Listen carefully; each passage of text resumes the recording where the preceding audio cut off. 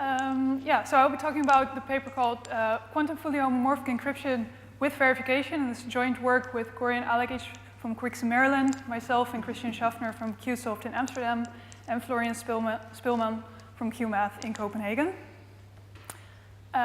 This is the outline of my talk. In the beginning of the talk will be quite classical. I'll be talking about what fully homomorphic encryption is. We've just seen it a little bit, but I'll go over it briefly. What it means in the quantum setting. And I'll discuss a classical application of fully homomorphic encryption. And when we look at this application, we'll see that we use a property of fully homomorphic encryption that I'll call verification. That's quite important for that application, but also many other applications. And so I'll also talk about what verification means in the quantum setting. It's not so easy to define, so our contributions consist of defining what verification means for quantum fully homomorphic encryption, providing a construction of a scheme that is quantum fully homomorphic and has verification, and then also we show an application of that. So very briefly, fully homomorphic encryption. Well, first of all, it's an encryption scheme. I'll be talking in a symmetric key setting. So there is a single secret key K. There's an encryption algorithm that takes plain text into ciphertext, which I'll denote with a bar above them. And of course, there's a decryption that takes ciphertext back into plain text. But what makes this homomorphic is that there's also a fourth, an extra algorithm, which I'll call the evaluation algorithm. It takes a special key, evaluation key, a description of a function f, and some input ciphertext, x bar, and it produces some output ciphertext. And this scheme is homomorphic if for all inputs and all functions, this output ciphertext is the evaluation of the function f on x. So it decrypts to f of x. In the quantum setting, this is very similar, only now we don't talk about classical inputs and classical functions, but we talk about quantum inputs and quantum circuits. It is worth to notice that the secret key K is still a classical key. The evaluation key might be a quantum state. So classically, this was shown possible in 2009 by Gentry, as you might all well know, under computational assumptions. And the current focus of the research now is to make these schemes more efficient, because they're not practical yet. Quantumly, it's pretty much the same landscape now. We know that it's possible, again, under computational assumptions. We've just heard that it's not possible without computational assumptions. And the current focus is also efficiency. And with efficiency, I don't mean efficiency in time. Well, that's also an issue, but also efficiency in how much quantum power do you need in order to perform this scheme. Classically, there's many applications of fully homomorphic encryption. I'm not going to name them all, but there's multi-party computation, functional encryption, many, many more things. So it's interesting to see how many of these applications can be achieved quantumly and if they're even meaningful. And I'm going to go into a bit more detail of one specific application. That's the application of zero-knowledge proofs. So this is purely classical. So what's the setting for zero-knowledge proofs? Suppose you have some problem, some hard problem. You have a formula, you want to know if it's satisfiable. And somebody comes up and says, oh, I know it's satisfiable. And you want to know, OK, that's great. Can you prove it to me? I cannot compute it myself because it's a really hard problem. And then this cat says to you, well, I know a satisfying assignment for the formula, so I have a witness for the fact that it is a satisfiable formula, but I'm not going to tell it to you because it's secret and I want to keep it a secret. And in that case, you can do a zero-knowledge proof. So zero-knowledge proof is just an interaction between the prover, the cat, and a verifier, Alice, that on the one hand convinces Alice that the formula is satisfiable, and on the other hand protects the privacy of the prover by not revealing any information about the witness, W. So suppose that we have fully homomorphic encryption, and we do, how can we build a zero-knowledge protocol from that? The prover starts by encrypting his witness, W, into a ciphertext W bar, sends it to Alice. She, of course, does not learn anything about the witness because it's encrypted. And she comes up with a challenge. She flips a bit for herself, and if the bit is 1, then she evaluates one function on the witness, and if the bit is 0, she evaluates another function. And the functions are as follows. Function f will check whether W is a right witness, so if it's actually a satisfying assignment for the formula. And the function g is just the all-0 function, just some default thing. And whatever comes out,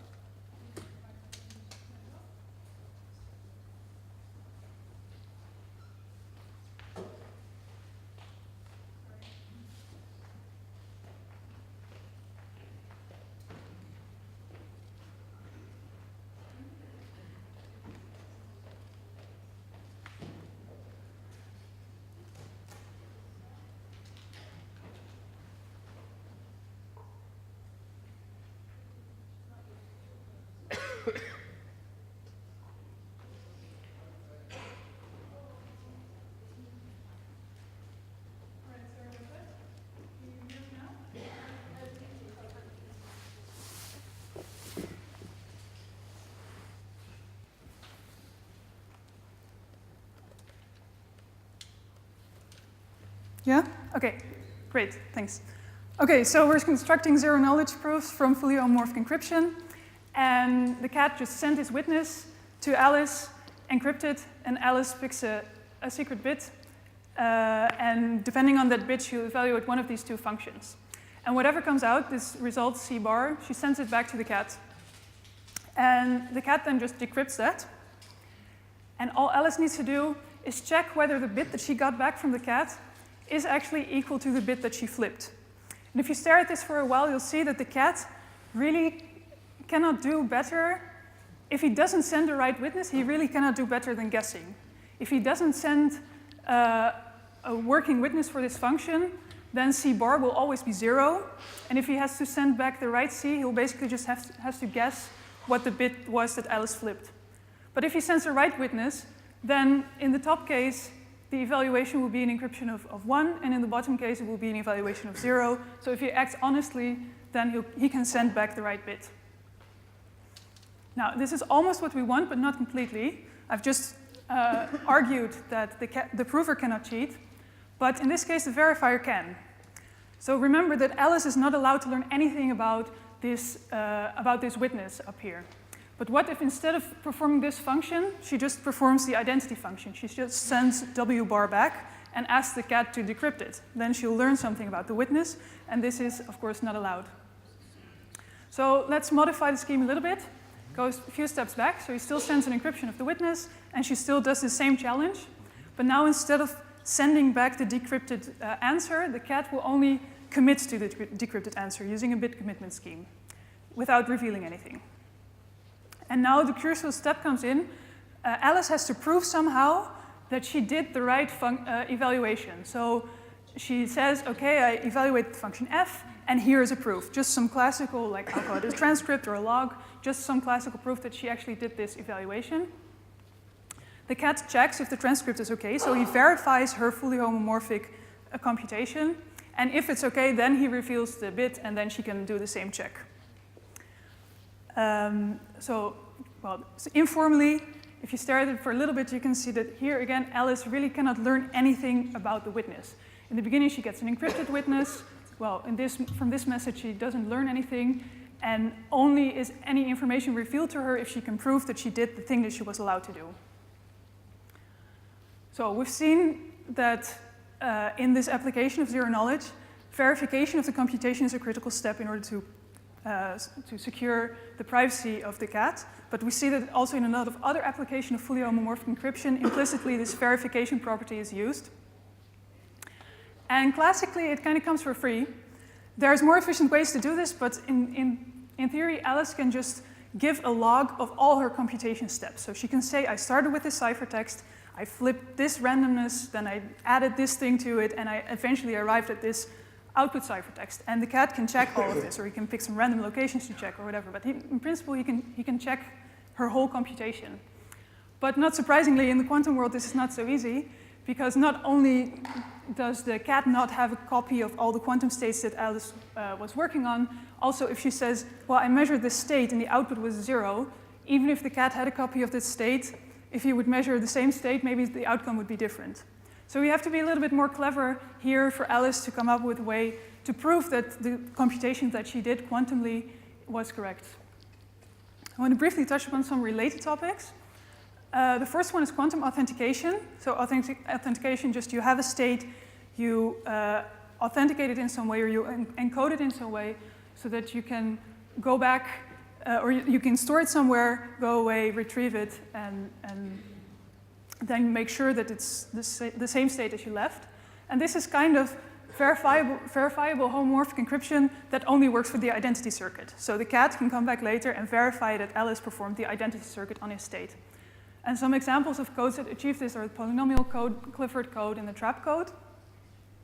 And based on these three codes, you can also build something that's called quantum computing authenticated data, or QCAD, where also the cat wants Alice to perform some computation on his state. And he wants to verify at the end that she did the right thing. But during the computation, they're allowed to interact. So maybe Alice sends some measurements results in between, or he sends her some states that she can use during the computation.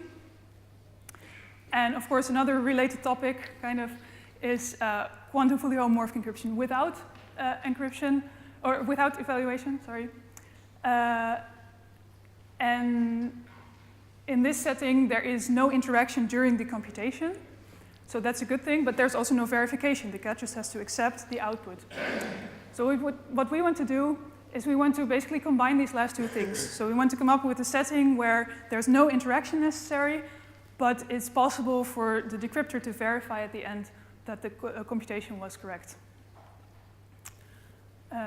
So this is a little bit more technical slide for those who are maybe a bit more familiar with the field. I want to go in, how do we define this verification in QFHE exactly? So we replace the decryption function with a function that we call verified decryption, or VERDEC. And not only does it take the secret key and the ciphertext that it needs to decrypt, it also takes a description of the circuit and some kind of classical proof, some classical object. And then it produces an output ciphertext and also an accept or reject flag. And intuitively, if it rejects, we want this output ciphertext to be some dummy state, for example, all zero state. So in the picture, it looks like this. We start with an input state sigma, possibly some side information. The state is encrypted and sent to Alice, or some adversary. She produces an output ciphertext and a proof. And the verified decryption function decrypts and accepts or rejects. And it also uses a description of the circuit and the secret key. And as a side note, you might see that because the verified decryption function gets a description of the circuit, its runtime will depend on the circuit size. That means that the traditional definition of compactness here cannot hold anymore, because that says that the runtime of the decryption function should be independent of the function that's evaluated, or the circuit. So that cannot hold here, so we have to be a little bit careful about how we define that. But anyway, this is sort of what the real world looks like. And if we want to show, we want it to be sort of the same as the ideal world. So in the ideal world, we just have our input state, and the circuit is applied to it, and that's the output state. And so we say that the scheme is verifiable if for any adversary, so for all things that Alice might do, there exists a simulator, the one down here, that only acts on this side information, such that for all inputs and for all circuits, the outcomes here are indistinguishable. So what that means is that all Alice can really do is touch her side information in whatever way she likes, but she really cannot do anything else than really effectively apply the circuit to the input state. If you stare at this, you'll see that this is not completely achievable. Why not? Because Alice can just force a reject. She can just go rogue and replace this input cipher state with some random state or something, and the verified decryption function will reject. And the simulator is not able to simulate this, so we have to give him a little bit more extra power by providing him with a kind of kill switch, where he can choose, oh, I want to force a reject, and then the state is just replaced with some dummy state. So this is a little bit more formally what we mean with verification. And in the last few minutes, I want to summarize our contributions in our paper. First contribution is a definition of this framework. So we define verifiability in a semantic way. That's what we just saw on the previous slide. And even though this is an intuitive definition to work with, you can kind of see that it is what you want. It's usually not so great to work with in proofs. So we also give an alternative definition of verifiability in terms of indistinguishability games, which is nicer to work with with reductions and everything. And we show that the two are actually equivalent. That's also important, of course. And as I've just mentioned briefly, we also need to rethink what we mean with compactness. So we cannot just use the original compactness definition of fully homomorphic encryption, but we kind of come up with an in-between definition where we say that there can be some classical pre-processing by the verified decryption function that can read this description of the circuit and can look at the proof, has to come up with an accept or reject, and then comes some other quantum part, and that has to be compact in the sense that it has to be independent of the circuit size. Secondly, we construct a verifiable QFHE scheme. The ingredients to this scheme are a classical fully homomorphic encryption scheme. We use it in much the same way as we did in our paper from QCrypt last year, where we constructed QFHE without verification. And then we use 2 authentication codes, one for quantum data. We use the trap code because it has some nice properties, such as transversal measurements, and a classical authentication code. And we use these codes just to make sure that all throughout the computation, this state is always authenticated. So we only transform authenticated states into authenticated states. And finally, just as sort of proof of concept, we show an application of our QFHE scheme. So we show that if you have QFHE with verification and classical one-time programs, then you can build quantum one-time programs. This is not a new result. It's been shown by Broadbent and others already a few years ago. But this just goes to show that if you have this QFHE as a sort of black box and you have verification, then you can quite easily upgrade classical protocols into quantum protocols. And our hope is, of course, that this will hold true the same for other classical cryptographic primitives. And with that, I'd like to finish this talk, and thank you for your attention.